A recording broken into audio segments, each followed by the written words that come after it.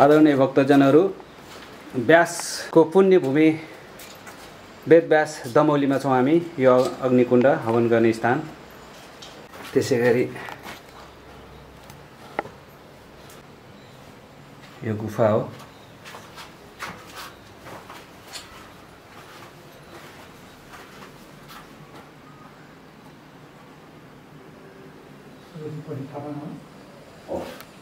जय शम्भो। जय शम्भो। हामीहरू आज सप्तऋषिको यी 28औं व्यासको सम्पूर्ण कुराहरू यहाँहरूको लागि देखाउन गइराखेका छौँ।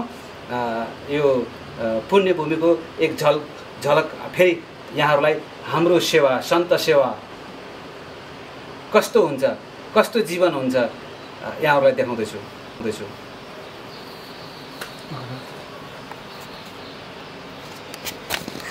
त दामोदर बाबा यहाँले भन्दै हुनुहुन्थ्यो, लु परिचय गराउँदै जानु होला। कताबाट जाउँ त?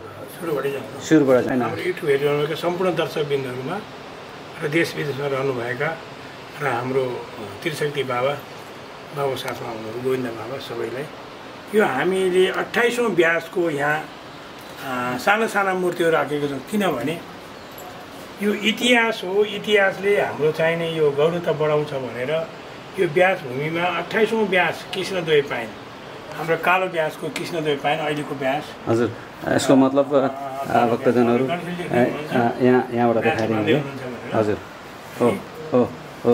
28 का हाम्रो चाहिँ पहिला स्वयं अब पहिलो व्यास हाम्रो शास्त्रमा लिखित वेदमा लेखित भएको चाहिँ स्वयं ब्रह्मा पहिलो व्यास हुनुहुन्छ। त्यसपछि प्रजापति, दोस्रो व्यास हुनुहुन्छ प्रजापति, तेस्रो व्यास हुनुहुन्छ शुक्राचार्य, चौथो व्यास हुनुहुन्छ बृहस्पति, पाँचौं व्यास हुनुहुन्छ सविता, छैटौं व्यास हुनुहुन्छ यम। अब यो यम भनेको अलिकति चाहिने अब हाम्रो राक्षस कुलमा पनि यमको चाहिने उहाँले पनि के अरे वेद व्यास भन्नुभयो। मङ्गलबार वशिष्ठ अहिलेको हाम्रो चाहिने व्यासको परपितामह वशिष्ठका छोरा, शक्तिका पुत्र पराशरका पुत्र वेदव्यास। यसरी आएको यो वशिष्ठ कुलबाट। धन्यवाद। शाश्वत, त्रिधामा, त्रिवीर्ष, भारद्वाज अनि ऋषि, सप्तऋषि, भारद्वाज, अन्तरिक्ष। यहाँहरू सम्पूर्ण साथसाथै दामोदर बाबासँगै रहन सक्नुहुन्छ। अन्तरिक्ष भए। त्यसपछि धर्मराज, म आउँदैछु।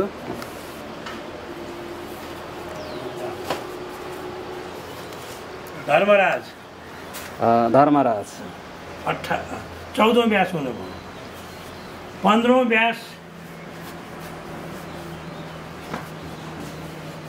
त्रयारुणी, 16औं व्यास धनञ्जय। हाम्रो धनञ्जय पुत्रको धेरै हुनुहुन्छ। मेधातिथि, वर्तिजय, अत्रि,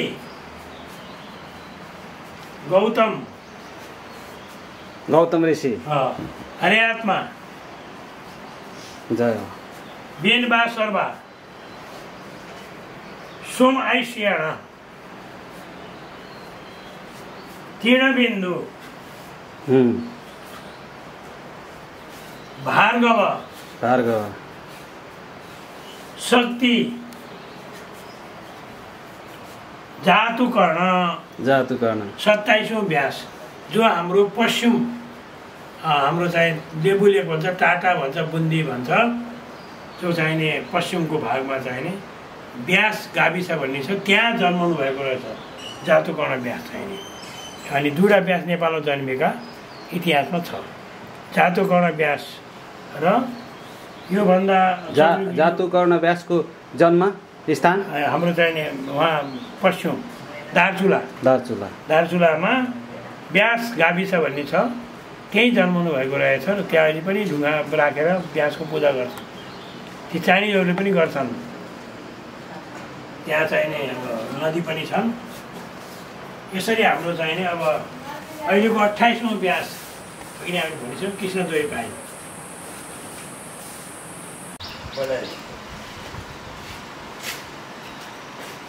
आँखा चिम्लिहाल्छ, कान सुन्दैन, कस्तो चिज छ।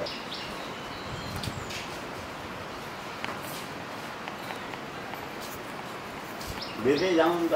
जय शम्भु भक्तजनहरू, यो हामीहरूको व्यास भूमिको सेवा। हामी 3 जना, गोविन्द बाबा, दामोदर बाबा, म त्रिशक्ति सिद्ध बाबा, यहाँहरूलाई आशीर्वाद। त हामीहरू जहिले पनि, हामीहरू सन्तहरू जहिले पनि यसै गरी आनन्दमा परेका हुनेछौँ। हाम्रो सेवा भगवानको हुनेछ, मानव हितको लागि हुनेछ र सन्त समाज धेरै आनन्दको हुनेछ। जहाँ सन्त छन्, जुन समाजमा सन्त छन्, त्यहाँ त्यो समाज पवित्र हुनेछ। जय शम्भु, जय शम्भु, जय शम्भु। भक्तजनहरू, हामी सन्त मिलन दामोदर बाबा, गोविन्द बाबा, यो व्यासको पुण्यभूमि र पारी देख्नु भएको छ हाम्रो पछाडि सेती गङ्गा र मादी गङ्गा, यो तीरमा छौँ।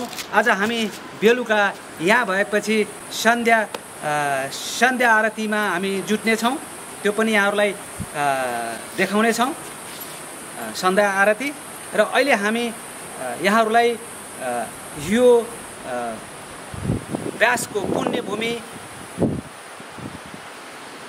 आफ्नो जीवन त्याग, सेवा र पुण्यको सत्कर्मको लागि समर्पण गर्नुभएका 2टा मान्यजन सज्जन, गोविन्द बाबा, दामोदर बाबा र म त्रिशक्ति सिद्ध बाबा, यहाँहरूलाई यहीँबाट यो देशको राजनीतिक विगत अवस्था परिवर्तन होस्, सुधार होस्, धार्मिक अवस्थामा आएको विकृति विसङ्गतिहरू सुधार होस्। जसरी सेती गङ्गा र मादीको जल जसरी पवित्र कल कल कल छ, त्यसै गरी हाम्रा वैदिक सनातनीहरू अधिराज्यभरि मात्रै नभनेर विश्वभरि रहेका हाम्रा ती वैदिक सनातनीहरू सम्पूर्ण यस्तै गरी पवित्र र कञ्चन हुन् भन्ने हाम्रो सङ्कल्प, सत्सङ्कल्प। यही सत्सङ्कल्प लिएर आज म काठमाडौँदेखि यहाँ व्यासको पुण्यभूमिमा, यहाँ व्यासको आह्वान भएपछि जुन स्थानमा भगवानको आह्वान हुन्छ, त्रिशक्ति सिद्ध बाबा त्यहाँ जान्छ र त्यो स्थानको, त्यो पीठको, त्यो आश्रमको, त्यो सेवा स्थलको शुद्धिकरण गर्छ। आन्तरिक शुद्धिकरण भन्छ यसलाई। र बेलुका तपस्यामा रहेर, बिहान तपस्यामा रहेर बाह्य शुद्धिकरण त्रिशक्ति सिद्ध बाबुले गर्छ। यो हाम्रो आजको सन्त मिलन हो। यो मिलन हाम्रो लागि गर्वको कुरा हो, अवसरको कुरा हो। त्यसै गरी यो हामीले हाम्रो अवसरको लागि हामी यसरी जुटेका छौँ। हामी फेरि पनि भन्न चाहन्छौँ, व्यास जय व्यास, जय व्यास, जय व्यास, जय व्यास। सम्पूर्ण 33 कोटी देवता, 33 कोटी देवी, हामी वैदिक सनातनीहरूको पद्धतिमा हुनेछौँ र हामी मनोवम, वेदमा गुहुङ र गुहुम भनिएको छ, त्यसको अर्थ हो मनोवम। मनोवमको अर्थ हो यो वैदिक पद्धति, वेदमा 4 वेदमा हाम्रो मूल ग्रन्थ 4 वेदमा जे छ त्यसलाई हामी सम्पूर्ण मनुष्यहरूले, वैदिक सनातनहरूले यो पद्धति अथवा वेदमा जे लेखेको छ त्यसलाई स्वीकार्छौँ भनेको गुहुम, मनोवम। गुहुमको अर्को वाक्य मनोवम, मनोवमको अर्थ त्यो कुरा, यो 4 वेदमा लेखेको पद्धतिलाई सम्पूर्ण मानवहरूले स्वीकार्छौँ भनिएको हो। भक्तजनहरू, धन्यवाद। दमौली व्यासको पुण्यभूमिमा सेवामा रहनुभएका गोविन्द बाबाका साथमा गोवर्धन बाबा, उहाँ अलिकति कान कम सुन्नुहुन्छ, उहाँको सेवा ठुलो छ। त भक्तजनहरू, जात सानो ठुलो हुँदैन। वेदले भन्छ सबै मनुष्यहरू बराबरी, व्यासले भन्नुहुन्छ सबै मनुष्यहरू बराबरी, सप्तऋषिले भन्नुहुन्छ सबै मनुष्यहरू बराबरी। त्यसकारण साइजमा ठुलो सानो या कालो गोरो जेसुकै भए पनि पुण्यको कर्म त्यो सत्कर्म सत्य नै हुनेछ।